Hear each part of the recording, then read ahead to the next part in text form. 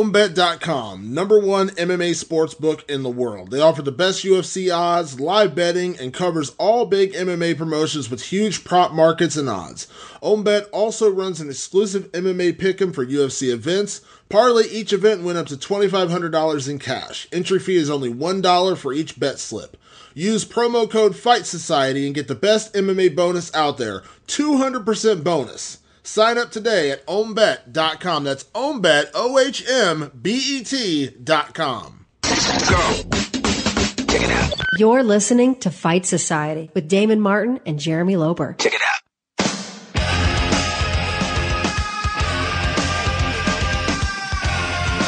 Yes, guys. It is the Fight Society podcast back at you. My name is Loper. My co-host, as always, the one and only badass Damon Martin.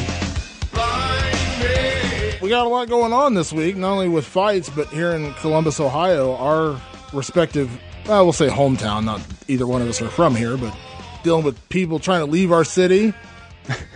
Talking about that before the show, Columbus Crew trying to leave us. What the hell's up with that? Yeah, our MLS franchise, man. The owner announced that he was considering moving the team to Austin. See, this is one benefit. This is one benefit of being a mixed martial arts fan, because you can become a fan of a fighter, but you're not worried about them like leaving. You know what I mean? Like that is true. That's the only downside of like becoming a team sport fan. Sometimes is like outside, obviously colleges, but I mean like pro sports, man. There's always that threat. Like I always feel like I'm not a Cleveland Browns fan at all. I have a big philosophy: if it's brown, flush it down. But like when that team left and they went to Baltimore, like I felt bad for Cleveland fans because like they were super passionate about their team, and Art Modell was a bastard. You know, they left that team, left them in the lurch. You know what I mean? Like, I didn't really sympathize with the people of Cleveland until now, really. To be honest with you, you don't realize what somebody's losing. I'm a fan of the Crew. I like it. Until I moved to Columbus, really wasn't into soccer. One of my really good friends played for the team, retired member of the team. He's now the brand ambassador. Has a lot to do with it. Brought me closer to the game. But my wife played into college. Yeah. My wife's pretty good. So, I mean, soccer is a thing that my kids do. And yeah, so if you want to participate, man, hashtag save the Crew. I would appreciate it. I know Damon likes to go to games, and we appreciate it here in Columbus. Your boy, who's become a friend of mine as well, Frankie Hayduke, is who you're talking about. He's one of the nicest guys in the world, and he's the brand ambassador. And yeah, I mean, because I'm not a big soccer guy, to be honest, but when you live in Columbus, it's kind of like, you just automatically become a Buckeyes fan. You kind of become a Crew fan. You kind of become a Crew. Columbus is it's a big city, but it's a close-knit community, and you kind of root for the teams that are here. So, like, everyone is a Crew fan. Everyone's a Buckeye fan. Everyone, in some way, is a Blue Jacket fan. Like, you root for the teams from this town. And, yeah, hopefully the Crew stick around. But that's, like I said, I know it's a weird thing to relate that to mixed martial arts, but I guess that's one benefit of mixed martial arts is you don't really have that where you're devoted to a fighter or, a group of fighters or whatever. That's one of the downside of team sports is you always have to worry something like this can come up look at what the Chargers, look at the Chargers, what they're doing in LA right now. They're bombing in attendance and stuff. You know what I mean? Like, how bad do you feel for San Diego right now? Like, they wanted their team to stay, and now the Los Angeles Chargers are like, the attendance is awful. Well, I mean, I don't know what they expected. There's so much to do in Los Angeles. No. Well, there's a reason why all the teams left Los Angeles in the first place. I mean, I'm from South Florida originally, so, I understand poor attendance with sports teams. I'm a lifelong Miami Dolphins fan. And you will go to a lot of Dolphin games where there's more of the opposing team than there are, especially Jets and Patriots games. Oh, yeah. It's crazy. I mean, it's absolutely insane. You just said that publicly, too, that you're a Dolphins fan. Big time, man. Come on. We're 3-0. Firing into the season. Dolphins. You didn't even want to believe that. You had to think about it. You hear that, you can't even believe that's true. I'm trying to think. Well, I root for the Bengals, so my yeah. So you're in the same boat. I mean, come on, Icky Woods. Yeah, same boat. That's the boat has sunk. We're the Titanic. That's the Browns, the Dolphins. I mean, like there are some teams that have just had some crap. Even the Falcons down in Atlanta. Well, they're awesome now, though. Well, are they awesome? Yeah, they went to the Super Bowl last year. I don't watch Super Bowl. I don't really watch football. When I talk shit about football, it's all I know. Like, I'm really giving you all I know about football. That's why I quickly changed the subject. Fighting is all I really know in depth. Well, that's what we're here to actually talk about. Let's stick to that, man. We're actually here to talk about fighting, and we get off the subject quite often with that. No, that's all right, though. I love to have conversations, and people can always join us, man. Hashtag Fight Society, Instagram, Twitter. We're on Facebook. You can find us, like the page. It really says a lot when people reach out, and we can answer your questions and address you guys by the people that listen to the show, because I love to know who is listening to the show and where are you from. So right now, let's just do this. Hashtag Fight Society. Tell us where you're from, where you're listening, and that way I want to get to know some of the listeners a little bit better. I think it's cool. Yeah. So we got a good show this week. We're going to be talking to the champ, the UFC Women's Strawweight champ, Joanna Jedrzejczyk, is going to join us, talk about her fight with Rose Namajunas. We're also going to talk to... I can't believe she's going to leave South Florida, man. She's down at ATT, and she's got that tan going on. I mean, how could she ever leave? She's not. She loves it. She can't ever go back home, right? She loves it. She looks fantastic. I mean, there is a very distinct tan, and she has it now. That's South Florida tan? But you could tell she's been there over a year. Yeah. So she's on the show. We're also going to talk to, funny enough, one of her teammates, also an American top team, Colby Covington, who fights this weekend in the co-main event against Demian Maia. That's a hell of a good fight. So we got Maia and Covington. We got Brunson and Machida this weekend. Yeah, that's exciting, man. Good card. Let's talk a little bit about the event this past weekend. Just the main event I want to touch on. Donald Cowboy Cerrone got knocked out by Darren Till. Bit of a shocking upset, if you will. I believe I picked Till. Did you? On the show, yeah. I believe I was singing the praises, or at least predicting that he's a much bigger dude, and that guy was about some stuff. Yeah. And, I think what you saw was a guy who did not fear the Muay Thai attack of Donald Cerrone, who was prepared. Once they got into the octagon, you could tell that, Cowboy had an inch on him, supposedly. His stance really... They looked like they were in two different weight classes. Oh, they absolutely did, weight-wise. Huge compared to Cowboy. But Donald kind of has that crouch tie stance when he's fighting anyhow, so it would be tough to tell. Because, the tale of the tape or whatever, said that Till was 6 foot, Cerrone 6'1". Yeah. Cowboy looked way smaller. Way smaller. And he didn't have a reach advantage because we kept seeing Till hit him at the end of his punches, and Cowboy would swing and come up short on the chin. It was a really eye-opening performance from Darren Till. And it was also, I'm a big believer in, there's some fighters, just like some football teams or basketball teams or whatever, they play to the level of their competition. And Darren Till admitted this at the post-fight press conference when someone said, you seem to have more, not trouble, but you couldn't put away his last opponent. I can't remember who it was. It was an unranked guy. And he's like, that just didn't excite me. The guy didn't, he didn't excite me, didn't get me up for the fight. And so I just went out there and I fought and I won. It was a dominant performance, but he didn't finish him. And he's like, I got up for Cowboy. I got up. This is a big opportunity, big moment for me to fight a top 10 guy.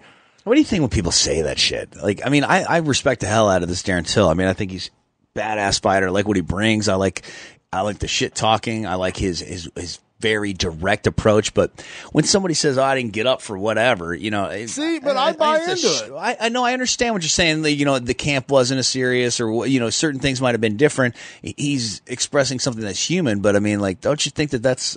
I wonder if he would look to correct that. Look at that as sort of a weakness. I think him admitting it is important because that gives him something to address, something he may want to fix, but also I think it goes to show, when you give a guy like that an opportunity to shine, he shines, he went out there and really proved it, because there are guys on the reverse end of the spectrum who we hear about all the time who are killers in the gym. They are world champion level in the gym, but then they just can't turn it on during a fight. Mike Pyle. Mike Pyle is literally the definition, the dictionary definition of that guy. I heard one guy say he was the greatest fighter ever. Oh, I've heard numerous fighters who train with him said that in the gym he is the best they've ever worked with. After a fight, after somebody beat him, I specifically remember one person saying he was the greatest fighter ever. Yeah. Or maybe the greatest episode of Tommy Toehold after Matt Brown beat. Oh, yes. But awesome. But yeah, so when a guy says that, you can think, well, what happens if he doesn't have this kind of fight? Is he going to fall apart? He was undefeated. He still won fights. But I respect that he got up for this fight with Cowboy and he went out there and he put him away in round one. It was Cowboy was never in that fight. Never. He didn't land anything. I feel like Cowboy wasn't in it, dude. He didn't even cut his hair. You notice that? Like he had some Yeah. sloppy haircut, and I know you're going to say Loper. What does that matter? And I'll tell you why I think that matters. What you're thinking about introspectively will resonate outwardly. And I wonder where Cowboy was with that, man.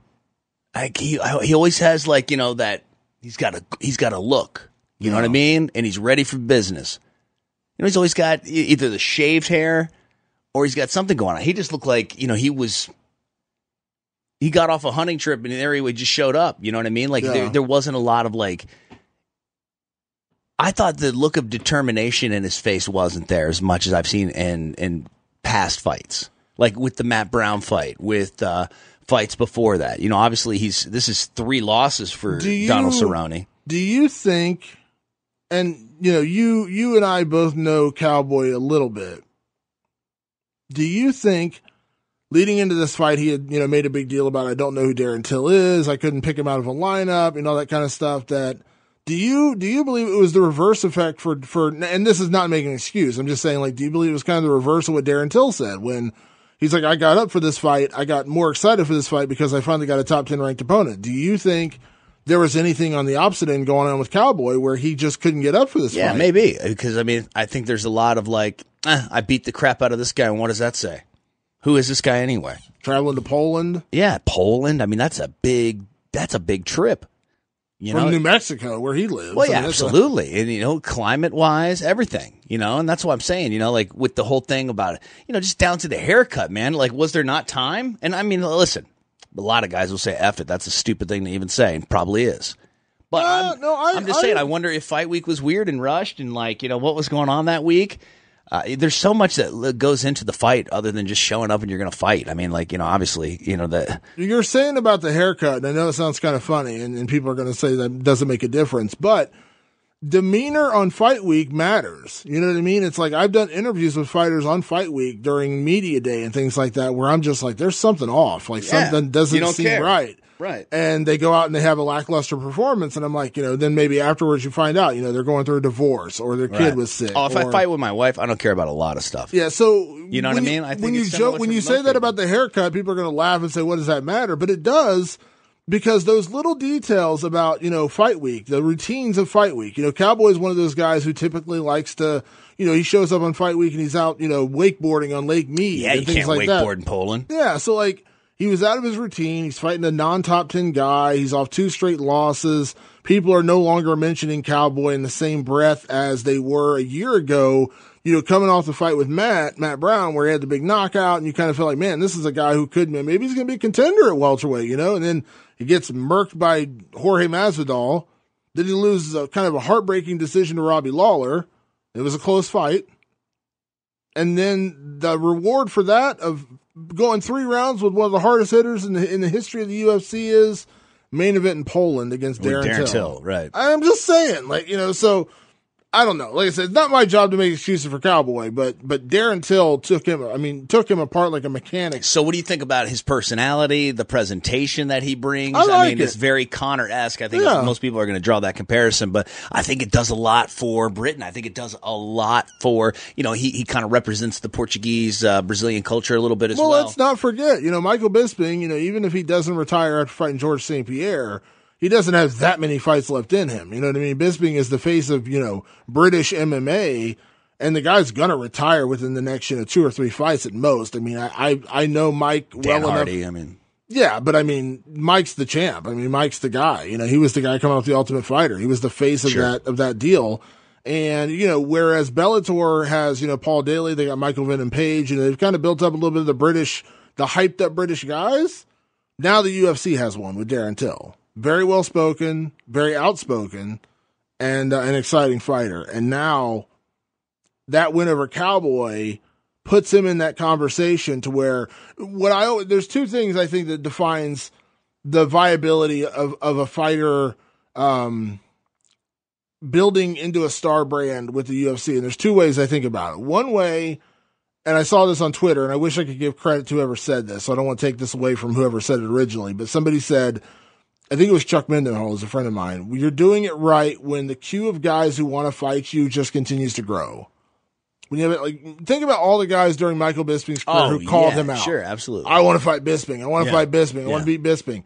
Darren Till has already had that now. You know what I mean? Mike Perry. Yeah, right how about the fight. Confrontation after the fight? Mike Perry's so hood anyway. But Perry's the guy, though. That's the guy. Perry is the guy. Think about all the guys that want to fight Mike Perry right now. You know what I mean? So that he's doing it right. The other way that my little equation to this is that when fans or media or whoever starts matchmaking for you, I know that sounds weird, but when you see a guy win a fight. Yeah, absolutely. They want to see you fight again. Oh, man, I want to see Darren Till against Mike Perry. I want to see Darren Till against, not only do they want to see you fight, but they know who they want to see you fight against. I think that's an important factor. Ponzinibbio is going to be a great fight against Mike Perry. Oh, my God.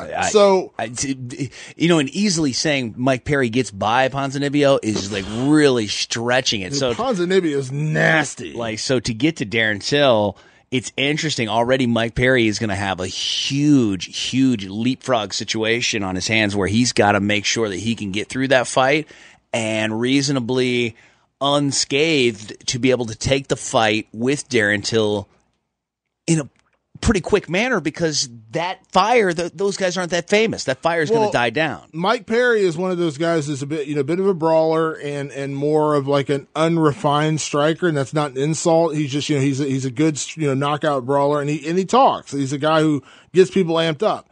Ponzinibbio is very much like a welterweight Edson Barbosa. He doesn't say a lot. Right. But man, does the guy deliver. You know what I mean? Shit, yes. That's what it's. So before we switch subjects, let me ask you, Loper, where does Cowboy go from here? Does he stay at welterweight? Does he go back to lightweight? I think Cowboy takes time off. I think he's taking a mandatory 6 months, if I'm not mistaken. Up to 6 months. Up to 6 months. You and I both know that, if they want him back sooner, he'll be back sooner. I hope he does what Matt Brown did. It takes a very, very nice vacation, meaning, rest up. You've been in camp all of your adult life. Either way you look at it, we are close. How old is Cowboy now? 34, 35? Yeah, he's in his mid-30s, yeah. Yeah, okay, man. And he's had a lot of fights, countless Muay Thai fights. The guy's one of the greatest American fighters. Well, he's already, up there with like the most UFC fights of all time. He's only been in the UFC for, since the WC. Right, yeah, exactly. Until they rolled it in. Yeah, and the guy and that's what he built his name on, the guy that was always ready to go. You talk about dudes that were household names and ready to say, yeah, I'd love to see that guy fight that guy. Cowboy was always one of those guys. Yep. And I think that Cowboy does what Cowboy wants to do after this, man. I don't think Cowboy's ever going to be one of the guys at the desk. No. So I mean, like a post UFC career, I think he has endless possibilities, but I think it's going to be different than most fighters because he's a different sort of guy. He's got a ton of personality, but he's not going to be the guy like DC behind a desk doing the analyzing for UFC tonight. I think he's going to be the guy who's like in the next Expendables movie. Yeah. And, maybe has his own like hosting job, but doing like a hosting an extreme show somewhere.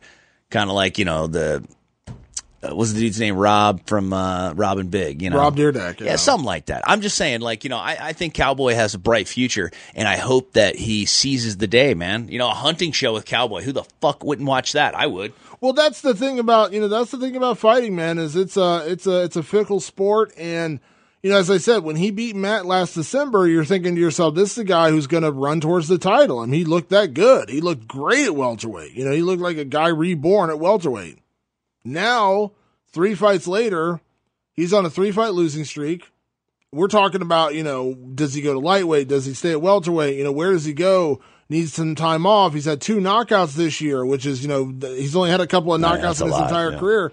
So, yeah, it's a tough question, and you feel for the guy because I know Cowboy likes to fight. He likes to be active, but, sometimes you got to be smart about it. Like, when Matt took the time off to, recover from the knockout and recover from the concussions and just really kind of reevaluate things, you kind of feel like that you hope that there's somebody in Cowboy's life that's telling him, take a break, sit back. You know what I mean? Take a break, but also like you deserve time. Like, it's not even like, hey man, you better take a break. Like, hey man, you know what?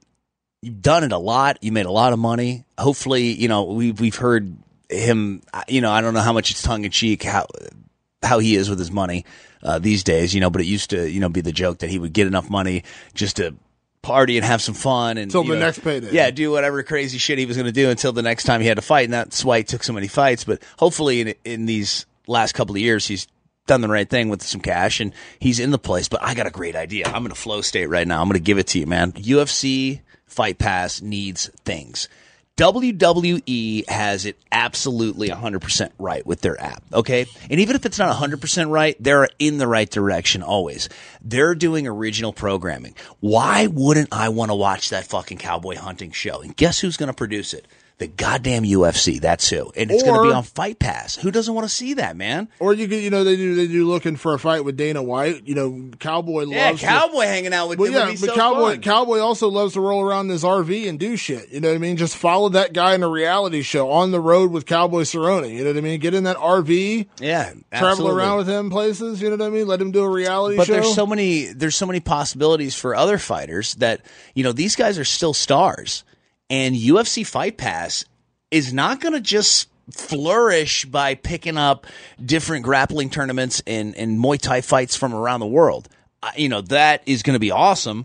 But the other stuff, the more lifestyle-oriented things, I think that are going to draw people to that app and want to join are going to be the people that they already know. The guys that are fighting, that are coming up the ranks, unfortunately, most people don't know until they've already done something significant, like Darren Till. Now he beat Cowboy, but how many people knew him like 2-3 fights ago? Yeah. So as people are getting to know the new fighters, wouldn't it be fun to see the old fighters do well and do some other projects still under the UFC umbrella, but not like in the way that they had to get rid of Matt Hughes and the other guys because they felt that those positions weren't really... They were being paid to be retired, basically. Right. Yeah, exactly. So anyhow, that's how I feel about that. I think, there's a lot of possibilities and they're going to have to do something with Fight Pass as that new TV deal's coming up. Yeah. I think, things are going to get interesting. I agree. Fight Pass is an asset and you got to continue to build it because if you're not growing, you're dying. There's just no third direction in that kind of thing. So you got to continue to build, add new content, get people, not only get people to tune in, get people to stay. That's the key. It's not just getting new people to buy a subscription to Fight Pass or anything else in this world. It's getting people to stay. It's getting people to committed to where they want to pay $9.99 a month for your service. That's how, Netflix has been so successful. That's how, Hulu, places like that have been successful because they continue to add things that make people want to stay. You can't stay stagnant. You can't stand still and expect people just to stay there. You got to continue to add, make it better, make it flashier, make it prettier, whatever it is. You got to have some sex. you got to have something to make people stick around. Bare breasts. Vinnie Mac knows. Look at the WWE Network. I'm a billionaire. Breasts. They win. I mean, come on. Vinnie Mac, Howard Stern. It's true. All the bigs, man. All the bigs.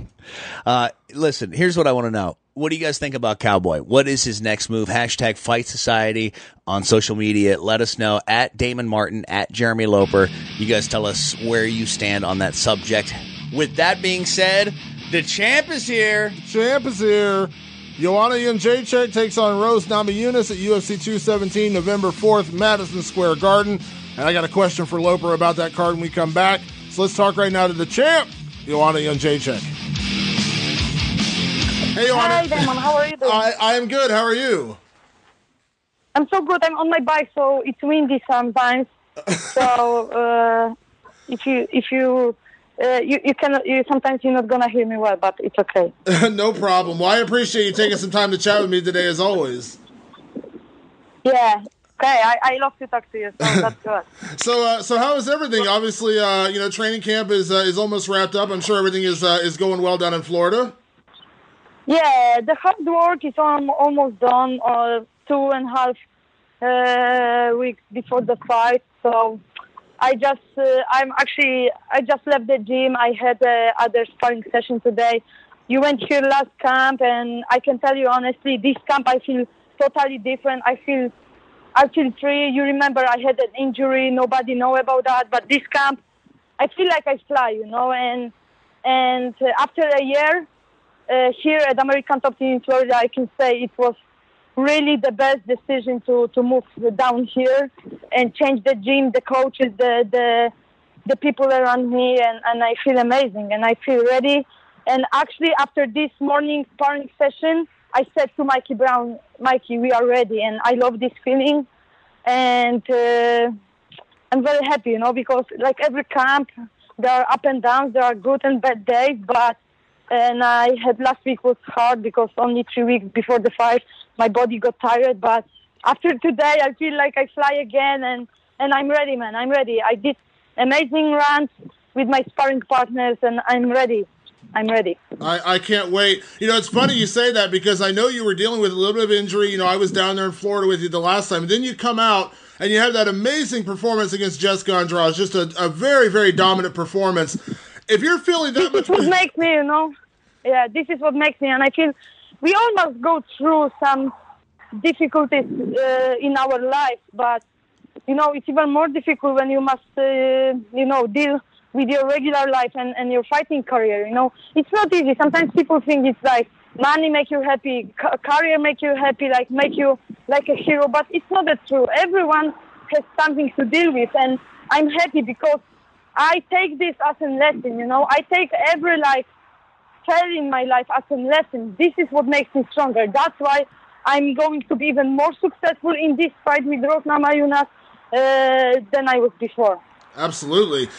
Joanna, I remember talking to you in Florida, and then I talked to you after the fight against Jessica, and you immediately said, you know, you wanted to be on this card at Madison Square Garden. You loved it the last time. You wanted to be here again. What is it that is so special about, you know, fighting in New York and wanting to be a part of a card like this? You know, I like to make history, and last year I fought at Madison Square Garden, and I'm very happy to be back, to be part of the biggest UFC event again this year. And, you know, 6 months ago when I fought Jessica Penne, and I didn't know even who was going to be on the card at Madison Square Garden, but I knew that I want to be part of this show, you know. For me, doesn't matter it didn't matter that time who was going to be on this card, Georges St-Pierre or other person who could headline the show, but I don't care about that. I like to make plans in my life, in my fighting career, in my career, and make it work, you know. So it means a lot. It's a big Polish community in New York State, in New York City, so I'm very happy to fight for them. Yeah, absolutely. You know, you and I, when we talked the last time, we kind of knew that Rose Namajunas was going to be the opponent. She seemed like the most logical fight. But I want to ask you, you know, what have you thought of her performances, you know, in the UFC, what you've seen or what you've paid attention to as you get ready for this fight? Like I said so many times, she's very talented. She's still very young fighter, and she's still more experienced, you know. And every opponent show up different with every fighter show up different with other opponents, you know. Like we saw Carlos, a month ago, Jessica Andrade won to Claudia Gadelha. I thought that Claudia Gadelha was going to win, but here we have a surprise. But so, like Rose Namajunas is knocking to the door for the belt. She fought Carla Esparza at the tough finale. She fought with Karolina Kowalkiewicz. After this fight, Karolina got the chance to be my next challenger a year ago. So she's like walking around this belt. But like I said, still I'm going to be a champion, the strawweight champion. Nobody gonna take this belt from me. So like I said, she's very talented. She's very tricky and sneaky. Her footwork is very good. Her high kick and her ground game is amazing, you know. Like I said, she's very sneaky and tricky. She goes for a triangle and arm bars, and also for the back. She won so many of her fights from the back. So via rear naked choke. So she's definitely dangerous. She's my next challenge, and I don't care what people are saying. If she's like the right challenger or not, if she needs more fights or not. But I think she's that one, you know. I beat all of the strawweights from the top to the bottom of the number 8 or 10, and that's the thing, you know. She's next in line, and I make sure I always make sure I'm ready for everything and anything, you know. But yeah. they are not. Yeah. You know, it's funny because everyone's going to ask you about, Rose's submissions and how she goes for these kind of flashy finishes and things like that. But at the end of the day, isn't it more about what you do? I mean, no one has been able to figure you out. No one has been able to find a way to beat you. I mean, we can talk about all the things, but that's the thing. No one has figured out a way to beat you. Of course, like everyone before the fight, like, you know how many comments and messages I'm receiving, like, hey, Rose is going to submit you, Rose is going to beat you up. I was like, you know what?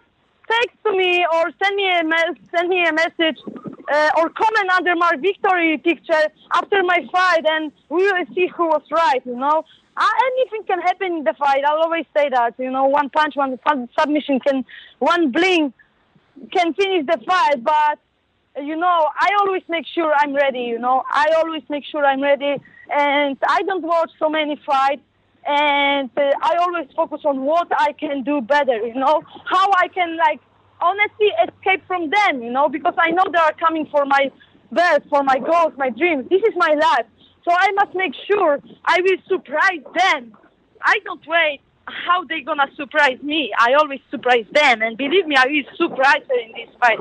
Because, like I said, this camp was amazing. We changed a few things again.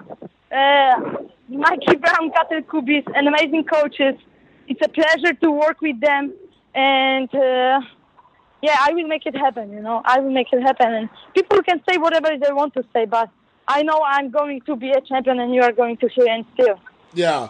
You and I talked in the past about... And another thing, like, I work with Cezary Matuda, multiple BJJ world champion medalist.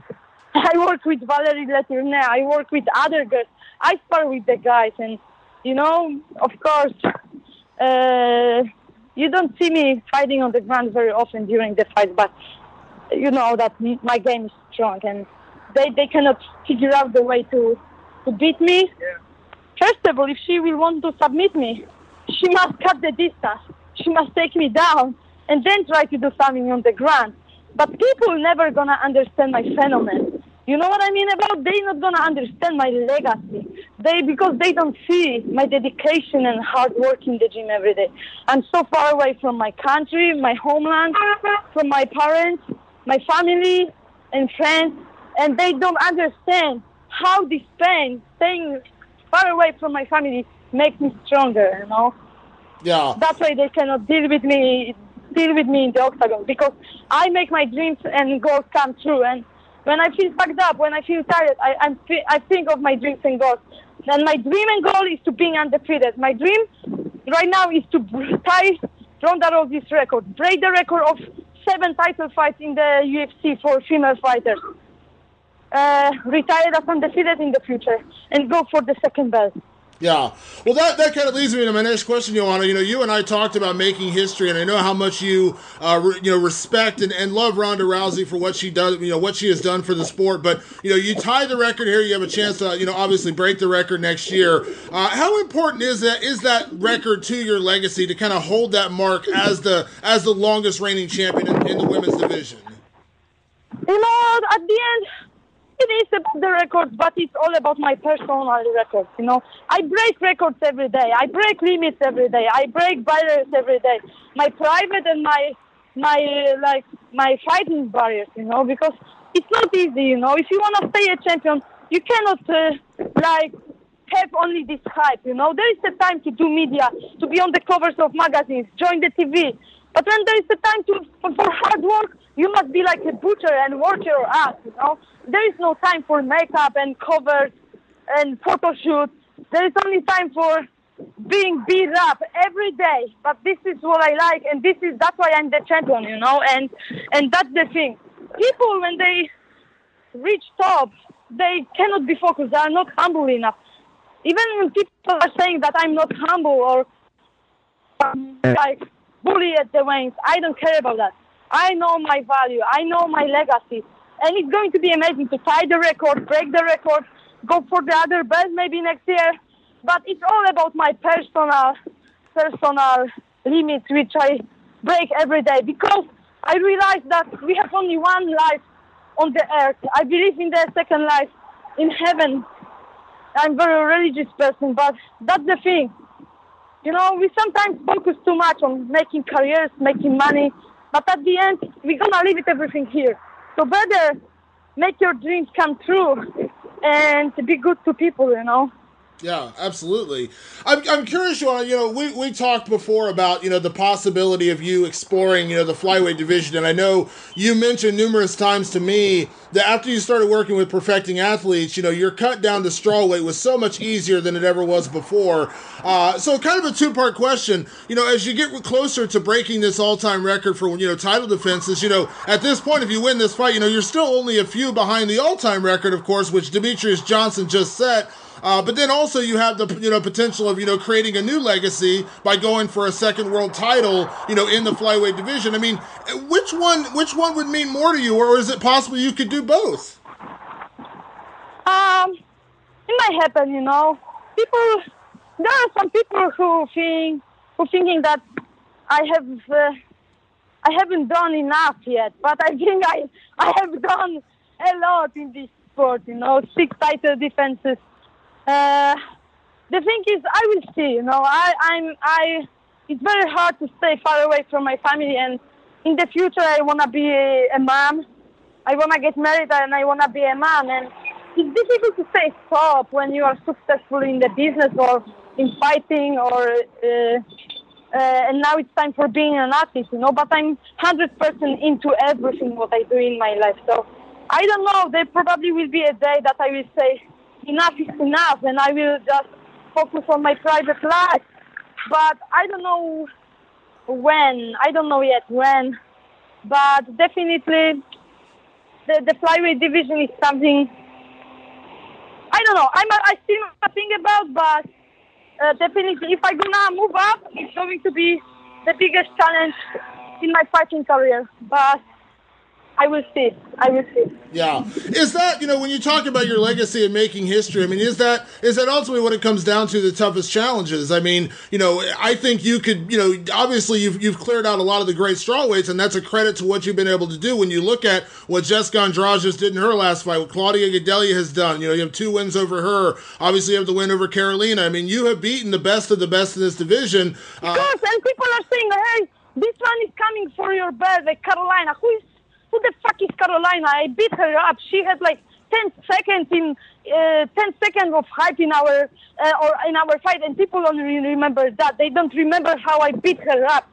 And like Jessica is coming for you, and they don't realize that I just beat her 6 months ago. And like, oh, why you didn't watch the fight? You should watch it and be focused, be humble and watch the fight. I don't have to watch the fight.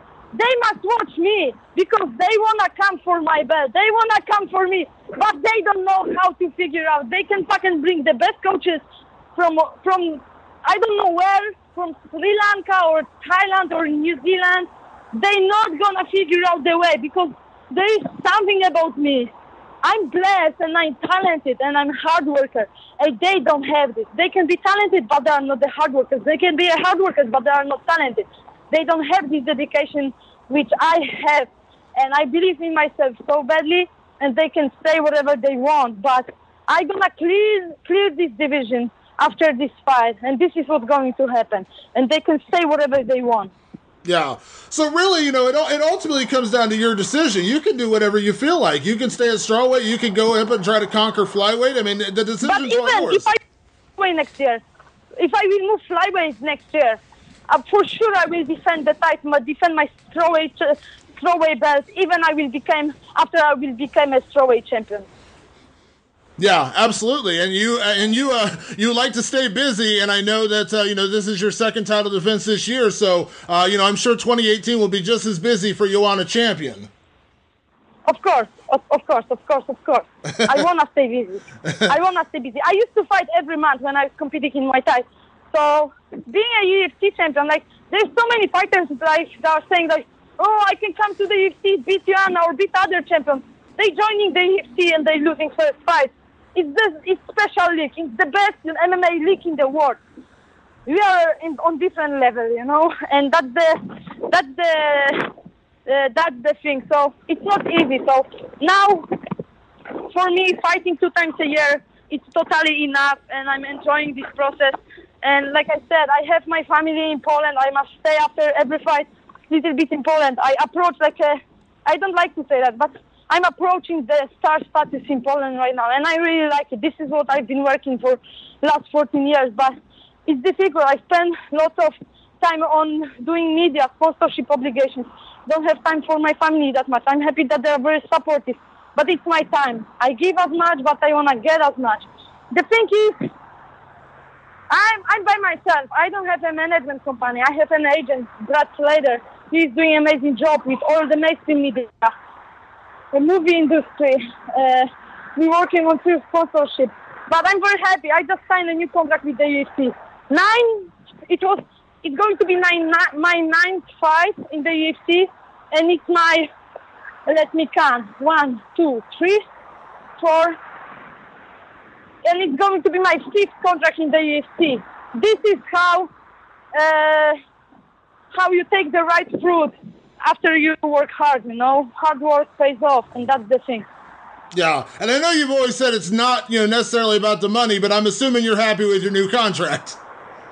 Yes, and the other thing that's about legacy is people think that I'm thinking that I'm like, that there is no way to beat me. There is a way to beat everyone.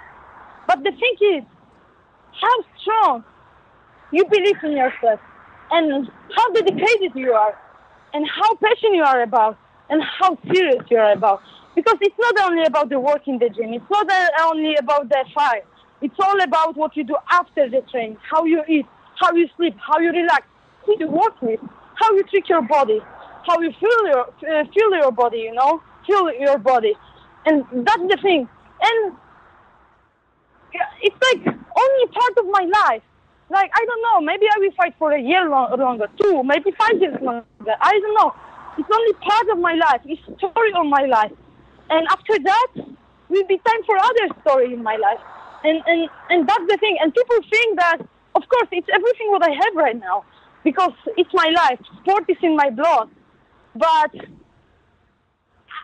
I'm not going to cry when I'm going to stop fighting, I'm not going to cry if something, or probably I will cry when I will lose, but I want to make sure it's not going to happen, But after that, there's time for something else.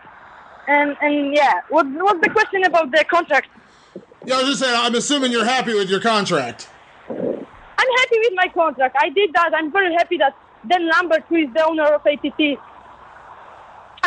he's helping all of the fighters, for free. And it's amazing, like the gym is amazing, the people are amazing, the coaches, the atmosphere. I used to fight Valerie Letourneau, and now we are really good buddies. We're helping each other. She's going to fight very, very soon in Bellator. I feel sorry for her that she moved to Bellator, because now if she opened the flyweight division, she could be a champion in this division, And I'm very happy that we fought each other, but now we are good teammates, and we help each other. Today I was sparring with her. She's very helpful, and that's the thing. We are like one big family. Yeah. And this is what I like about. And I'm very happy with my contract. And like people can say, oh, Joanna is on big shows, but I never complain. I was there when they needed me. I did my first title defense in Berlin. 5 weeks. It was short notice fight. Only 5 weeks before the fight. Some other people could say, hey, I don't want to lose my belt. I will not do that. But I'm serious, man. When I feel I can do this, I will say, and I will do this, I don't believe in bullshit. And that's the thing. And when they call me to fight at the UFC 193, 6 weeks before, press conference in Las Vegas, press conference in Australia. That time I used to live in Poland. I had broken hand after my first title defense with Jessica Penner. That's the thing. I did my job to get the respect. You earn respect. You don't buy respect. You earn respect. And this is like, I'm happy that I have this good relationship with Dana White. But we trust to each other. They know I always put on great performance. They always know I always put on great media work before the fight, after the fight. I put on great fights. Like, so many fighters, they don't give a fuck about the media. We must let people know who we are, what we do, and why we're enjoying this. They cannot complain after that they don't make money or they don't put them on big shows. Because if you don't want to like, talk about yourself, about preparations and other stuff. So don't complain that you don't make money. And first of all, work hard, put on great fights, then ask for the money. And for sure they're going to get to you. Yeah, absolutely. Well, I know you and I remember my debut. It's going to be my 9th fight. It's like nothing because they are like veterans, fighting, still living legends with so many fights. But actually, 9 fights is a nice balance in the UFC, And the other thing is, I feel like every fight is my debut fight for the UFC. Like, every fight is a title fight. Like, I'm the challenger. That's why I go there and shine. Because I want to, prove them wrong for saying all the shit. But also, I want to show to them who I am. That's the thing. Yeah. Well, I know the hard work you put in. I've seen it firsthand. I love what you do down at American Top Team, and I think that's a fantastic team that's not only going to be there for you, but they're only going to continue to make you better. And I cannot wait for November 4th. This fight with Rose Namajunas is an amazing fight. And Joanna, I can always say thank you for the time. You always give me so much time. I really appreciate it. And safe training, safe travels to New York, and thank you as always for the time. So much. I really do appreciate it. Thank you so much. Take care. All right, talk to you soon. Looking forward to see you. Bye-bye. Right, bye-bye.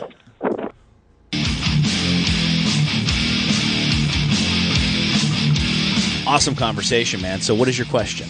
So, UFC 217, obviously we're sitting less than 2 weeks away now. Joe Rogan on his podcast over the weekend, Fight Companion. Yeah. Had our friend Brendan Schaub on the show. Okay. Who's coming to Columbus, by the way. Yeah, he is. Coming to Columbus. Talked to him yesterday. Coming to Columbus. And on the podcast, Joe Rogan made a comment. He said, I hear that ticket sales are not doing too well for UFC 217. So I looked it up. Put up a little graphic on my Twitter yesterday. If you go to my Twitter feed, @Damon Martin, you can see it. It's not bad, but 2 weeks out from the event, Georges St-Pierre's return felt like an ATM. You're just going to start cashing the money. And there are quite a few tickets left. So, my question, Loper. So, you're talking about the live show? Yeah, the attendance. Okay. How concerned should the UFC be, or we be, or however you want to phrase it, that maybe GSP's return isn't what they expected? I think that's very possible, and I'll tell you why. I think it's been a long time. I think they're underestimating the changeover of the fan base. The people that actually remember George. I think the fan base has grown in the UFC, and with the addition of more people to the crowd, so to speak, it's not that any of the old school people left. It's just that there's so many new people that are watching the sport that don't know Georges St-Pierre as an active roster fighter. So they're not used to seeing him fight. So it's not as big of a deal. They don't know the legend of the unbeaten welterweight champion of the world that all the hardcores do. I mean, on the underground, people can't wait. It's kind of a weird fight. We talked about Darren Till looking a weight class above Cowboy Cerrone. Wait till you see Michael Bisping and Georges St-Pierre in the ring together and the octagon together. I mean, I think people are going to be – I think you might be surprised. Here's my thing. And you bring up a good point about, times changing and people changing.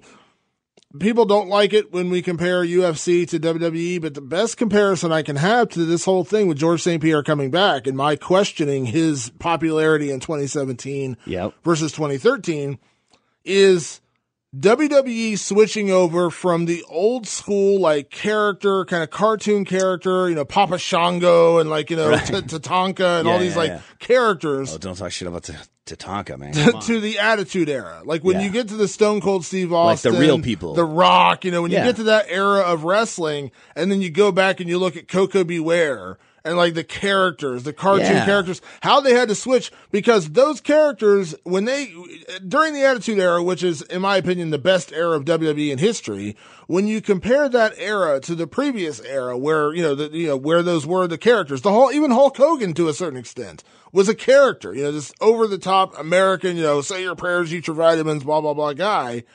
Compared to Stone Cold Steve Austin saying, Austin 316 says, I just whooped your ass.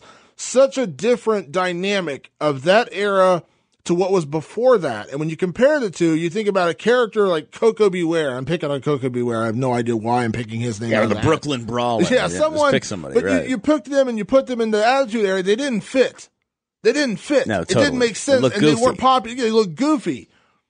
Georges St-Pierre in 2013 was the best fighter in the world. He had an entire country behind him in Canada who would live, breathe, and die by what Georges St-Pierre did in 2013. He came out that big fight with Nick Diaz, the rivalry fight. Johnny Hendricks looked like the next great contender, had a really close fight with him, whatever. He was at the peak of popularity that kind of did at that moment. 4 years later, Conor McGregor is the biggest star in the sport, by far. Conor is the anti-Georges St-Pierre. He's exciting. He's a knockout artist, and he talks trash like nobody's business. Mental warfare is on another level with disrespectful Conor. Before the fight to a different level. Then you got Ronda Rousey, and I know Ronda's pretty much gone, but during that 4-year span that GSP's been gone, Ronda has been the other one. Dominant performances, just decimates people. There's 30-second knockouts, 30-second submissions. And Ronda wasn't as good on the mic as Conor, but when Ronda spoke, you listened. She always said something. But the legend of Ronda Rousey was so huge in the finishing of fights. Yeah, I mean, armbar, yeah. The stain on GSP's legacy always, as you're, finishing your thought there, was that he didn't finish fights. He was unbeaten, a respectful guy, but the not finishing fights thing was always a criticism. Absolutely. So you have this era now where you've got the biggest star in the sport is a trash talker who is a knockout artist on the feet. Very exciting guy. Conor has never had a boring fight that I can remember in the UFC. Maybe you could argue and say his most boring fight was the Max Holloway fight when he ended up going for takedowns because Max had a hurt ankle and he had a hurt knee, but it was still a fun fight. You know what I mean? So you got that guy as the star now, the guy who just you hang on every word that guy says. Every word. He puts out a tweet with a picture of him in the GTA, in the Grand Theft Auto, with just Tony. And we assume he's acknowledging Tony Ferguson. People lose their minds. That's the power Conor has. GSP, in today's UFC, in today's mixed martial arts, might be the Coco Beware in the Attitude Era in WWE. Doing a bird. I'm just saying, I think there's a little bit of that in. Am I wrong? That's interesting you say that. I would liken him to Ricky the Dragon Steamboat, but yeah, I think you're right. If Ricky the Dragon Steamboat came out and the NWO was in the ring, and you mentioned, yellow and red Hulk Hogan, but if Black Hollywood Hogan was in the ring, and Ricky Steamboat came strutting out, you're right. It would look goofy. Well, it's like the crossover in that era. It's not just the gi. It's like the crossover from Big Daddy Cool Diesel and Razor Ramon to, Scott Hall and Kevin Nash being the outsiders. And you know what I mean? I'll meet you in the middle with something that people are like, what about wrestling?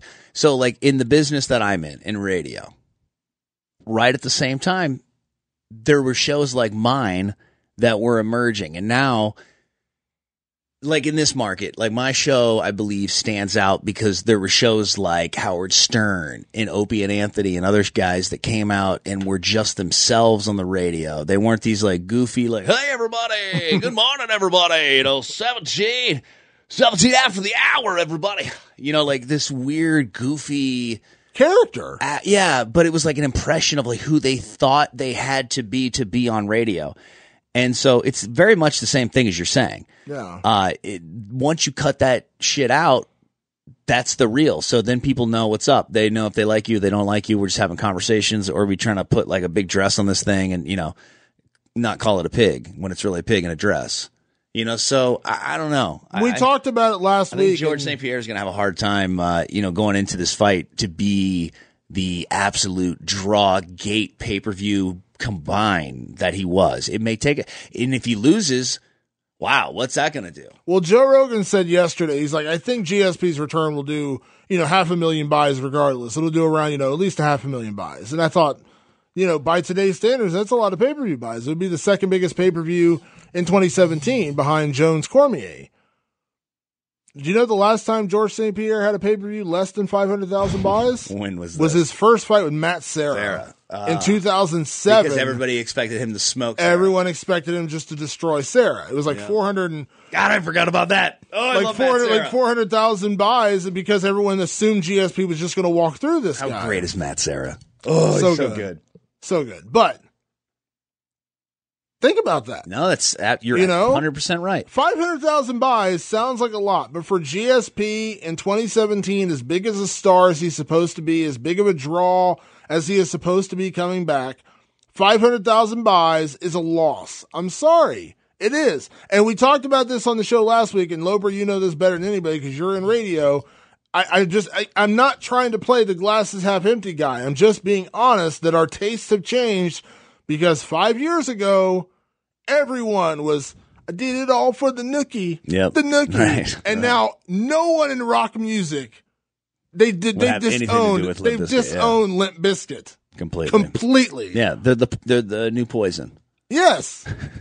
Before Poison came around and they were like ironic. So Georges St-Pierre may not be the draw that now. Could he eventually be again? Could he draw back in the fan? Because you have to remember. Yeah, but you have to win. You have to win and reestablish yourself as a champion. You also have to remember what the UFC did after he left. They pretty much abandoned Canada. I mean, they've done shows in Canada. Yeah, right. Because they tried it with Rory. And Rory didn't really break the top three, so there was no champion in Canada, which made it harder for him to headline shows. And then and I had this conversation with Patrick Cote last year, how like all the big Canadian promotions, like the regional promotions kind of faded away. Like Maximum Fighting Championships went away, TKO, and they have some again now. You can't be doing all that, man. But like all the regional promotions that were, stars were built and then made it to the UFC kind of went away. So Canadian MMA was struggling. The UFC pretty much abandoned Canada in terms of building Canadian stars and really devoting time to Canada. They kind of abandoned Canada. Lack of training areas. And so that's, like you're saying, fighters are going to leave and they're going to go train other places. So it really fucks up the culture a little bit, You just wonder, because the casual audience now, and it's something that Rogan mentioned, and we talked about it at length last week as well, is that the casual audience now is different than the casual audience in 2013. And it's just I'm not trying to shit on his return. I'm just saying, like, when you talk about ticket sales, because this is New York City too, so I mean, you're talking about people can travel, so they can go to New York, they can have the weekend, they can see the fights, go get in Thursday night, go Friday, see whatever you're going to see, have the best food in the world. You can walk to anything that's amazing. And the other problem they're having with this card was the fight that I think is going to sell this card the most, the best fight on the card, in my opinion, is Cody Garbrandt against TJ Dillashaw. Well, that's the real fighters skill fight. Versus skill, rivalry. Prime versus prime. But they've put so much into GSP. They've made a website. Did you see this? GSPreturns.com. UFC made a website. Well, they want it to be that, They want it to be the return of the dragon. He's the investment. He's the guy who's making the millions. How much is George going to make on this fight? Is it even public yet? No, they won't make it public because it's in New York. They don't release the salary, but I would assume based on what, Conor made, what Ronda made, I would assume he's making at least $2 million up front. Okay, so based on what they made, so you're saying what was the last figure that Ronda made? Like Ronda made $2 million, I think, for her last fight against Amanda Nunes. I think on paper, and I think just for the fight, right? And then Conor against Nate Diaz made $3 million, which is the last disclosed payday we know about because he fought in New York, but again, they don't release the figures. So I would assume at least $2 million. So they got a lot invested. I get it. They got a lot invested in GSP's New York's not. It's weird. So upstate New York is, but I don't know. New York City's not that far from Canada. No, I mean Montreal. Well, who doesn't want to go to New York City? It's awesome. Well, it's a great trip. Montreal's arguably amazing too. But Toronto. I mean, how far is Montreal from New York? Like, it's an hour flight. Driving, it's super close flying, but driving 8 hours, 8 or 9 hours, probably at the most. Because when I was in Albany, I would being from South Florida, seeing signs for Montreal, I was like, oh my god, it's so crazy. Where am I? Iceland? This is insane. Yeah.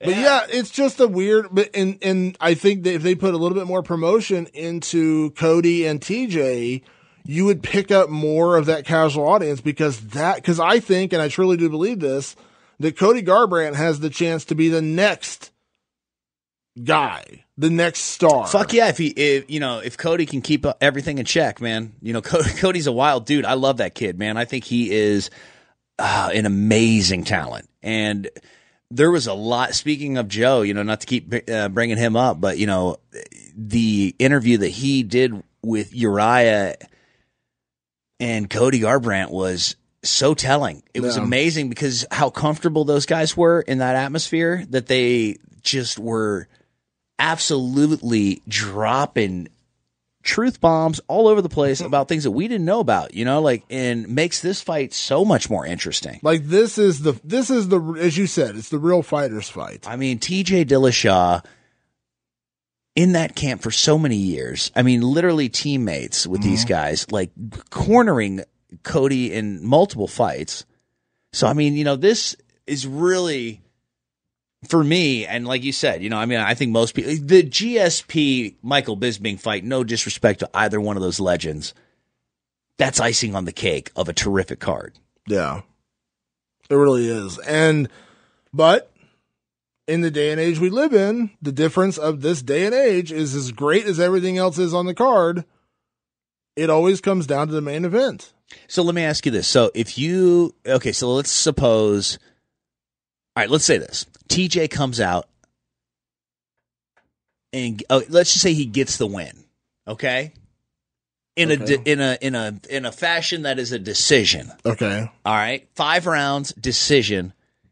He's the new champion. Does Cody get an immediate rematch? No. Yes or no? Depends on how the fight plays out. I said no before I said yes. That was so weird. Depends on how the fight plays out, but it's possible. I mean, you got Dominic Cruz fighting Jimmy Rivera in December, and I think it depends on how that fight plays out, because if Dominic Cruz beats Jimmy Rivera convincingly, and you got TJ as champion, a guy he beat, you know what I mean? Then you put those back together. So I think more has to play out, you know what I mean? But I personally think Cody's going to win the fight with TJ. So. I know, but here, okay, so I was going to give you another scenario. So, but if TJ finished him. Yeah. Then you're definitely not getting it. Definitely not, right? Right. Okay, so Cody comes out. Yeah. And gets the decision victory. Do you think TJ has the rightful, like, if it's a close fight, to say, like, keep me in the comment? Does he have to fight Dominic Cruz? He's going to have to fight somebody else. Because wouldn't that be the sickest fight ever? Dominic Cruz, TJ Dillashaw, not for the championship. Nope, not today, guys. Yeah. Winner gets the champion from Ohio. It'd be interesting. But that's and it's like I said, it's absolutely nothing against Bisping and GSP. But on paper and fight, because we all romanticize GSP, what he is for the sport, and what I think he is for the sport in terms of his legacy. I think GSP, and I'll say this right now, is the greatest of all time, because the welterweight division has always been a snake pit. So deep and so tough. Add to that, GSP did it the right way. He didn't cheat. Now, we don't know that. Yeah, we can throw allegations all day. I'm not going to throw allegations at GSP, but I'm just saying we don't know that. We don't know a lot of things. Well, yeah, but we're saying he's never tested positive. Right. And he was a 9-time defending champion when he walked away. You know what I mean? He didn't lose. He walked away as a 9-time defending champion. If he had stayed champion and was motivated, who knows where he'd be right. I mean, yeah, there's always a chance of an upset, but I'm saying, like, hypothetically, he could be at 15 or 20 title defenses by now. 9 title defenses, beat everybody. Beat Hughes when Hughes was still, in his prime. He avenged the only other loss he ever had to Matt Serra. He went through that killer's murderer's row at welterweight and beat everybody. Koscheck, Thiago Alves when he was on top of the world. Yeah. I mean, he went through everybody. Nah, wait, he didn't fight Patrick Cote. No. Anderson Silva. And yeah, he never fought Silva, but yeah, Cote fought Silva. Yeah, that's what I mean. Went through everybody, and as I said, at least, again, I know I'm not trying to cast aspersions on GSP, but he did it the right way in terms of he never tested positive, and that's why there's going to be an asterisk next to Anderson Silva, and there's going to be an asterisk next to John Jones. Not Anderson Silva. Yeah, no, but sorry. It wasn't real. No. Yeah. You can't. You can. I don't want it to happen. You get an asterisk next to your name when you get busted for steroids. I'm sorry. I feel like you're talking to me, and I'm like, listen, man. Ask Matt Brown what he thinks about Anderson Silva's. He gets angry a little bit, and he loves Anderson Silva.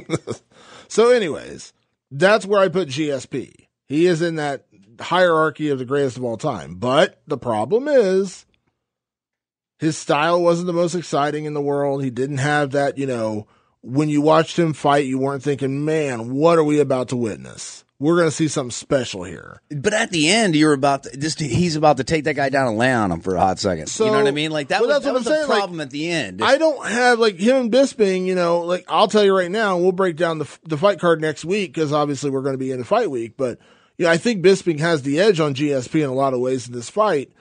But if Bisping wins, I see the fight playing out one way. If GSP wins the fight, I see it playing out one way.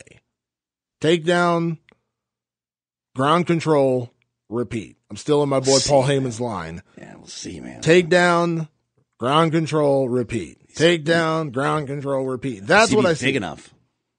But I mean, what do you think about him with his shirt off? Like all these criticisms. Like seriously, like GSP. I mean, do you think that was a while ago? Probably. I think so too. I think people are gonna run with that narrative and they're gonna be surprised. Yeah, he's gonna be big. And the thing is, he's gonna be big. I love it. Damon loves GSP so much. He's gonna be huge, guys. It's gonna be huge. But my question, with the anticipation for that fight, I don't have as many questions about that fight. But I am so excited to see Cody and TJ. And I'm legit excited to see Joanna and Rose Namajunas. Wonder Boy and Jorge Masvidal. Yeah, come on, man. That's a fantastic You know fight. what I mean? To find out who the true number 2 contender, number 1 contender, depending on how that shakes out, will be. Because that is a real fight, man. And both of those guys, isn't it a weird situation that Wonder Boy would be left in with a loss? Jorge Masvidal just pump the effing brakes, dude. But see, there's some fights for him. Robbie Lawler, there's other fights that would make sense. But with Wonder Boy, you really got to wonder, no pun intended, where he would go. So I think, next week we can get into that as well. Yeah, so there's a lot of storylines that are great for this card, but the main event doesn't necessarily have that. And it feels like bizarrely thrown together, right? At the end of the day, the main event is what sells the card. And that's what the focus is going to be on. All right, question real quick before we change the subject. Mark Hunt brought up something earlier this week, talking to reporters, and it happened to mention that he thinks it's insane that the UFC is letting GSP fight after GSP said that he was visited by aliens. He thinks this is a clear evidence of CTE damage that Georges St-Pierre has taken over the years. What do you say? I like Mark Hunt very much, but he's out of his mind. So you think Georges St-Pierre saw some aliens or what? Listen, I don't want to get in a religious debate here because this is going to turn off a lot of listeners. Oh, but what? We're going religion? I'm going religion. If we can believe that a deity was crucified and resurrected 3 days later, we can believe in that, but we can't believe that there is a possibility of aliens. I'm not saying George actually saw aliens. I'm just saying the possibility exists. Right, but that he believes he saw something. For a championship level fighter to say something like that in public was interesting after he said he took a lot of shots to the head. That's, I'm just trying to describe what Mark Hunt was saying. No, I know. And I'm not trying to mock what Mark Hunt is saying, but Mark Hunt is salty right now because he got pulled out of a fight because he said, I'm dealing with loss of memory and double vision and all this other crazy stuff he said, and they pulled him for a fight from it. It's the same thing that happened to Cain Velasquez last year when he said, my neck is jacked up and I'm about to go have surgery as soon as the fight is over. And they're thinking, okay, now hold on. If your neck is so jacked up that you have to have surgery the minute the fight is over, you probably shouldn't be fighting. If you're Mark Hunt and you're having memory loss and slurred speech and all this other stuff, you may not want to be fighting. So he's kind of turning it back on Georges St-Pierre, saying he shouldn't be fighting because he said he saw aliens. I think it's hilarious. I mean, why can't a guy just see some aliens? I want to believe. I'm a guy like everybody else. I just want to see some aliens. Why does George get to see all the aliens? How awesome would it be if he walked out to this at UFC 217, the X-Files theme? David Duchovny walked him out. I don't know, guys. They told me to come out to this theme. I can't do Georges St-Pierre. I don't know what turns into Arnold Schwarzenegger. Most people that listen to the show will go, Loper, you can't do any impressions. And I'll say, well, whatever. What accent was that? Something, I'm good to go. It was kind of Canadian, but not really. I am not impressed by your performance. That's good. I don't know. I can't do that. I don't know what accent that was. What if it was your job to whistle this song? All day next to George. You think George has got that kind of money? Probably. Like buy a whistler money? Probably. We're going to stop this conversation right now. We got another guest to get to. Yeah, let's do that. Let's answer the phone, everybody. Who's on the other side of that door? Well, hi. Remember those like old TV shows? Like you kind of loved it though. People would just randomly show up. Ding dong. Like who's at the door? Like the ding dong and very fast knock. Like, yeah. Man, you are aggressive trying to get in this door right now. You really want in this door. You want to get on this show very badly. So who is on this show next? We're going to talk to Colby Covington, obviously one of the more vocal fighters in the welterweight division. He takes on Demian Maia this Saturday night in Brazil. So let's talk to Colby Covington. One of my favorite guys to talk to, and he's back in action, going down into enemy territory in Brazil, because I know he loves stepping into enemy territory. Nothing feels better than beating the guy in his home soil. Welcome back to the show today, Colby Covington. Colby, welcome back, man. How's everything? Hey, man, everything's going great. Thanks for having me back on, Damon. Of course. So you love that enemy territory, right? Nothing better than beating the guy in his hometown, right? Oh, what more can you ask for? To completely silence a crowd, a hostile, booing crowd. I mean, it's a dream come true for me. I love that role. I know, I love it. So last time we talked, of course, it was before this fight got announced, and I know you told me this is the fight you were gunning for. You wanted to retire Demian Maia, give him one more fight before he ended his career. How excited were you that you got exactly what you asked for? Yeah, man, it's just so coincidence that Halloween is two days after our fight. So Maia's retirement party is going to be officially labeled as the Nightmare in Sao Paulo. I love it. You've kind of become the master of kind of calling your shot and getting the guys you want. Why is it that you think you're able to do it? So many guys do this and they don't get the fights they want, but you seem to be able to call your shots. Because, what I say, I mean it. And, I've completely dismantled every opponent put in front of me. So the UFC believes in me. A lot of these guys that call their shots, they can't back up their shots. I can back my shots up. So, I think the UFC sees my worth and that, I am the future of this division. I own this division now. Yeah. What does it say, if you go down to Brazil and you beat a guy like Demian Maia in his home country? I mean, let's be honest, that could be a tough spot for people, and it's not easy. But I mean, what is that? Is that? Do you feel like that's even a bigger win if you can go down there and beat him in Brazil?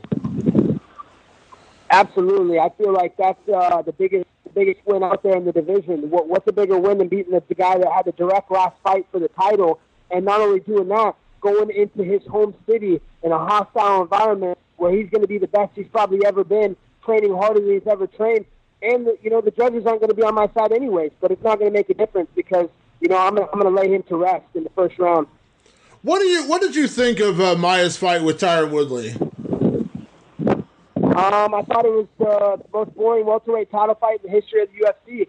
I thought it was a disgrace to our division, and that's why I'm here now, to bring excitement back to this division. Did you, there was a lot of people who said that, we shouldn't have criticized that fight because, Tyron fought a smart fight. And I think to a point, I guess you can say that. But I said, listen, there's also a place for criticism. You can say that, you want to be smart and not go to the ground with Demian Maia. I totally agree with that. But, then at some point, when do you go out and kind of aggressively go after him and get it finished? So I said, I think both sides of the argument are fair. But obviously you kind of fall on one side of the argument. You think the criticism of that fight is absolutely warranted. Yeah, I definitely think the criticism was warranted. Woodley took his gas off the pedal, and that has to do with his biggest weakness. It's his gas tank. He has no cardio in the tank, and that's why when I fight Tyron Woodley, I'm going to expose him, and I'm going to make him retire. I'm going to put him in that box booth for good. So I think the criticism was warranted. He had a hurt, dangered, and he had a guy hurt, Demian Maia. The guy was done. He was ready to give up, but he took his foot off the pedal because he doesn't have any gas in the tank. So, I think the criticism is warranted. You got to keep a It's a show business. You got to go out there and you got to finish the guy when you have a guy hurt. Yeah. Now, in your background, of course, everyone knows you come from an All-American wrestling background. You know, you're a tremendous ground guy yourself, but you worked on your striking. We saw that in the Dong Hyun Kim fight. So you've got punching power, you've got knockout power, but we know you're a wrestler. We know Demian Maia, of course, likes to do jiu-jitsu. That's what he does best. He's never made it a secret, I guess we should say, of what he tries to go out there and do. So I guess the best question is, if this fight hits the ground, how comfortable are you with a ground battle against Demian Maia? I'm very comfortable if it hits the ground. I could beat him in a straight-up grappling match. I could beat him in a boxing match, and I'm going to completely dismantle him and lay him to rest in an MMA match. It's not even a competitive fight, man. I'm on a different level than him right now. He's about to find that out October 28th. Yeah. You know, American Top Team's a huge team down there. One of your teammates, of course, Jorge Masvidal, just fought him earlier this year, of course. Did you talk to Jorge? Were you working with Jorge at all going into this fight? Yeah, me and Jorge, we've been, you saw what he did to Jorge. He wasn't able to submit Jorge, and, me and Jorge have been working on every weakness, every strength that Maia has. So I have all that information that Jorge has. He's coming up against a completely different style fight. You know, he's coming up against a guy who has 22 years of wrestling in his back pocket. So it's a completely different fight with me than it is with Jorge. So having the knowledge that Jorge gave me and the knowledge that I already have in this game, that's nice. That's lights out for Demian Maia come October 28th.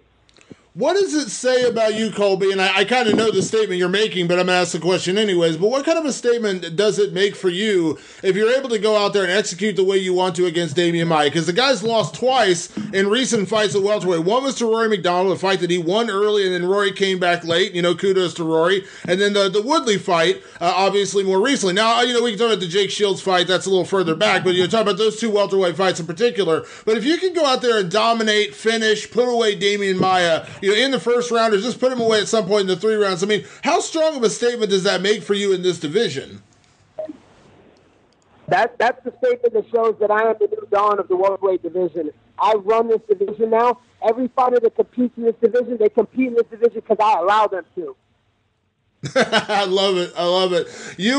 You mentioned, of course, you embrace stepping into enemy territory. I talked to your strength and conditioning coach, Stevie Richards, a couple weeks ago.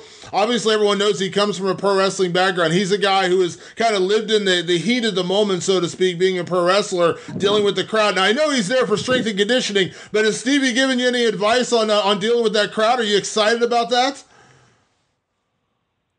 Yeah, definitely. Stevie's given me lots of valuable advice that's, helping me to go into enemy territory and completely spoil homecoming. So, having a guy like Stevie in my camp and the knowledge that he's bringing from me from winning past world titles, it's huge because this is my time. I'm about to get a world title. This is my division now, and he's giving me all the knowledge, all the secrets and the keys to success. So I can't thank Stevie Richards enough. Yeah, he was a great guy to talk to. He said he loves working with you, and he was excited to see what you guys could do together, going into this fight, because this is kind of the first full time you've had to work together.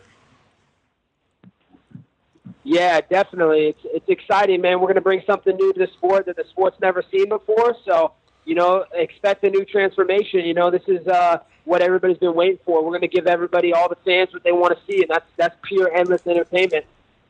Absolutely. Now, right now, where the welterweight division is at right now, we know that Tyron Woodley's out right now dealing with his shoulder injury. We got this fight coming up, a week after your fight with your teammate, of course, Jorge Masvidal and Stephen Wonderboy Thompson. Obviously, both those guys are coming off losses, but, you know Jorge, that guy's a warrior, man. I love watching him fight. Robbie Lawler is a former teammate of yours. He's out there. But do you feel like if you beat Demian Maia, do you feel like at that point, if you go out there and beat him, that you should separate yourself from the rest of the contenders and you should get that title shot? Yes, I do believe that after I beat Demian Maia, because that's a foregone conclusion. That's the absolute certainty that I'm going to retire Demian Maia on October 28th. I do believe that puts me in elite company as the number one clear-cut contender. I feel like Robbie Lawler had a shot. He got knocked out quick. He's old guard. He's a thing of the past. He needs to hang it up already. He had his time, but his time has come to an end, and this is my time now. So I do believe that I'm the next clear-cut number one contender. Stephen Thompson, he already had 2 opportunities at the belt. He couldn't hack. So they need to bring in a killer like me to dethrone Tyron Woodley. That guy needs to be sent to retirement, man. I'm sick of him playing the victim role, acting like, everybody's racist because they don't want to see me fight. No, that's not the case, man. You play it safe. I know his weaknesses. I'm ready to retire Tyron Woodley. So after I beat Demian Maia, Tyron Woodley better be next for me. Have you run into Tyron in the gym more recently? I'm sure you saw. I think I saw you react. You made some comments. Finally, kind of reacted to you a little bit in an interview recently, where he said that he said you don't talk to him in the gym, and you stand by him, but you don't ever say anything to him. So, what was your reaction when you saw that stuff from Tyron? It's the same reaction I see every time the guy opens his mouth. He's a fake. He's a phony. He's a crybaby. He makes stuff up. The guy, he has no truth to anything he says. That's a complete lie. The guy doesn't even train at American Top Team. He trains over in St. Louis, and then when he's not training in St. Louis, he goes to Duke Rufus. So don't believe everything you see or everything you hear out of that guy. You got to believe what you see. And that guy's a complete fake, man. He's a phony. I can't wait to expose that guy soon. Do you think you've already gotten under his skin, even at this point, even though you're not fighting him yet? Do you feel like you've already gotten under his skin? I was under his skin a couple years ago when I was putting whoopings on him in the gym at American Top Team when he used to train at American Top Team. So definitely I think I've gotten under his skin. I mean, he's completely blocked me off every social media outlet. But yet he still wants to make comments about me. Like, he'll make a comment on American Top Team's page when they put up a picture about me. Oh, don't give him attention, this and that. So I already know I'm under his skin. And on top of that, I was under his skin when I was giving him ass whoopings and beating the shit out of him when he was supposed to be this unheralded god, and I was this up-and-coming guy who nobody know about. So Tyron Woodley knows what's coming with Colby Covington, and that's a guy that's going to put you into retirement for good. Yeah. Well, I know you mentioned to me when we talked the last time about the situation with, Dana and Tyron, and, you had that chat with Dan Lambert, and you decided, kind of let, sleeping dogs lie a little bit about that. But how is that, going to affect you, when this fight comes about, you fight Tyron? I mean, I know I don't want to jump out of Demian Maia, but you said it's a certainty, so I'm going to ask you about it. I mean, how does that affect the home life at the gym if you do end up fighting Tyron? Because I know at least Dean Thomas, that's one of his main coaches, and I know he is one of the main coaches at ATT. Dean Thomas is one of the main coaches at ATT for the women's team and the amateur team. That guy, he doesn't have anything to do with any of the pros, really. He's kind of a low-level guy. Yeah, him and Tyron are boys, but, Tyron, he doesn't train the American Top Team anymore, Damon. He's over in St. Louis. He's over in Duke Rufus in Milwaukee, so he can't claim the ATT no more. He's literally been here maybe one time in the last 2 years. And besides that, it's not going to change anything, because look at what happened with him and Robbie Lawler when Robbie Lawler was ATT. The best guys in the world, they got to fight each other. There's no running and hiding. I heard he's already trying to make excuses. No, I don't want to fight Colby. Oh, he's got to earn it. You got to deserve it. I'm earning it, man. I'm running through this division. I'll clear it out until I get you, Tyron Woodley. Just know I'm coming for you. You obviously have no problem asking for what you want. As I said earlier, you've kind of become the master of calling your shot and getting exactly what you want. Now, again, I'm stepping ahead a little bit, but have you already thought about what you're going to say on that microphone down in Brazil when they put that microphone in front of your face? Because I have a feeling you might have a little idea of who you're going to call out. Yeah, definitely. I got a good post-fight win speech prepared, and you're just going to have to tune in October 28th. In Sao Paulo, Brazil, only on Fox Sports 1. Do you feel like, and listen, because you fought on, cards with your teammates before, you fought on cards with guys I know you like and respect, things like that, but because of the hype that you're bringing into this and the attention that you're bringing into this, do you kind of feel like the attention, the kind of people's main event, if you will, is the fight with you and Maia, that this is kind of the one everyone's going to be watching? Yeah, definitely. Maia, he's homegrown, he's from Sao Paulo, Brazil, so everybody's got eyes on him. No one cares about Lyoto Machida. Come on, that guy's coming off a drug suspension. He's not in the title picture anymore. Me and Demian Maia are in direct title picture. He just fought for the title. I'm the next up contender to fight for the title. So that's the real main event, and it's going to be fireworks. It's going to be a lot more exciting. So when you guys see me lay Demian Maia to rest, it's going to be a favor to him, Brazil, all his family and friends. They're going to get to see my highlight reel, me knocking him out forever, for as long as my career goes on. So I'm paying tribute to Brazil. They should thank me for laying him to rest.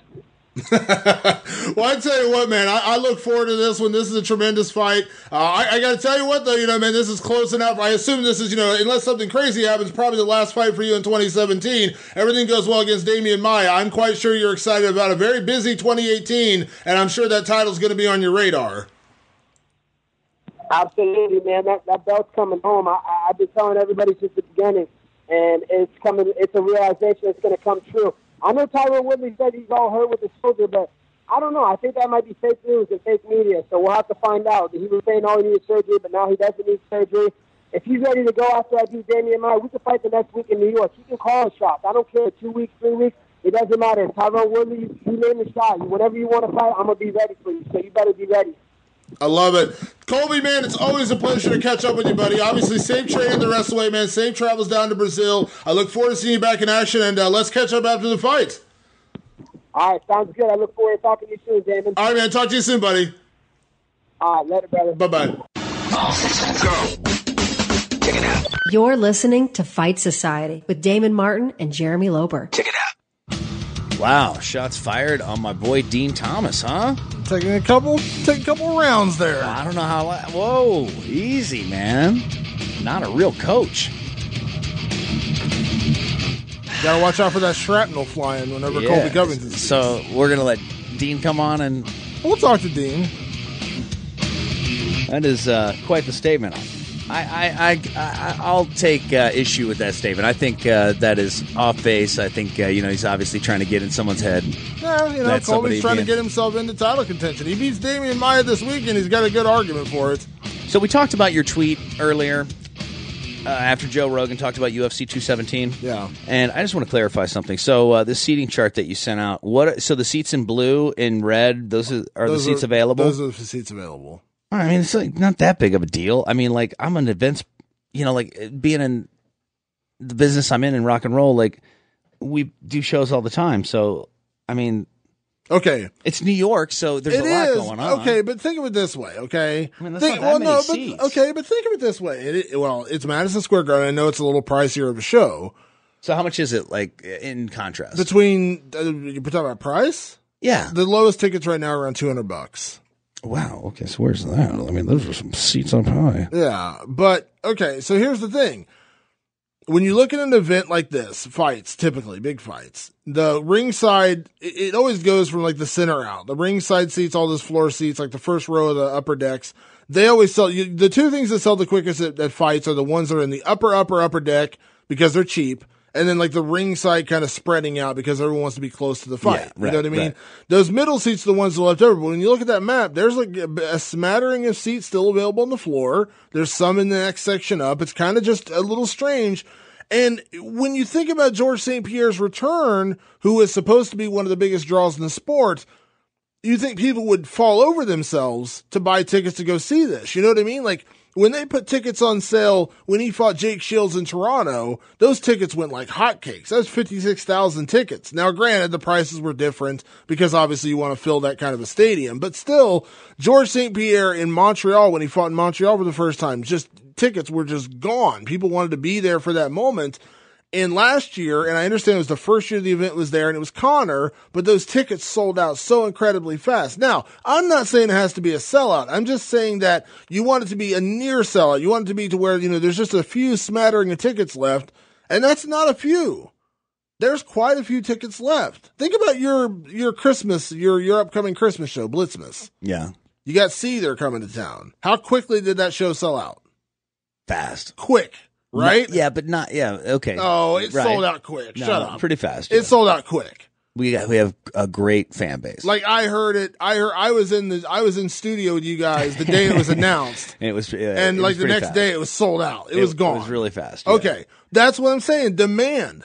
People want to see that band. Seether's one of the biggest bands in the world right now. Because they're constantly touring. They're relevant. They have records out. Yeah. You know what I mean? It's sold out. Georges St-Pierre ain't got no records, man. I'm just saying. Where are all them releases, George? This is not me just sitting here spending an hour shitting on Georges St-Pierre, but I'm just saying that these are all indications that the guy's not the draw that I think everyone thought he was going to be coming back. DJ Khaled. That's all I'm saying. DJ Khaled, Georges St-Pierre track. Fire.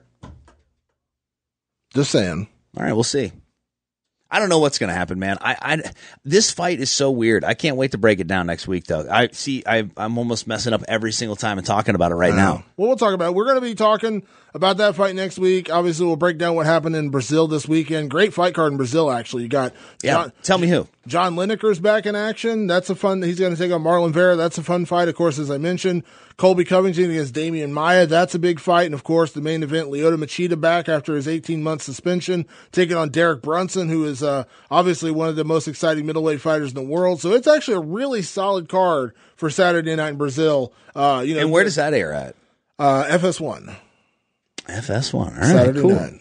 And then we're going to be live the next weekend. We should tell people Yes. right now that we're actually going to be at the show in Virginia. For Matt Brown's retirement fight. Yeah, so if we got to get it together, man. We got to figure out what's going on in Virginia the night before. Obviously, we're going to have I'm going to be doing a lot with him. So, we got to figure out a time. We'll see if we can just do we'll just see if we can do the podcast like walking out to the octagon with him. I think that'll work out. It'll probably be easy that way. Yeah. Just put a mic in his face as we're like walking to the octagon with him. Yeah, probably won't be a big deal, right? No. He won't. I don't think so. He won't mind. All right, so that's it for us. At Damon Martin, you can find him on Twitter, Instagram, everywhere. You can find me on Snapchat, Instagram, Twitter, everywhere. At Jeremy Loper. Only on Instagram will I be at Lopeness, Lopeness. Don't even ask.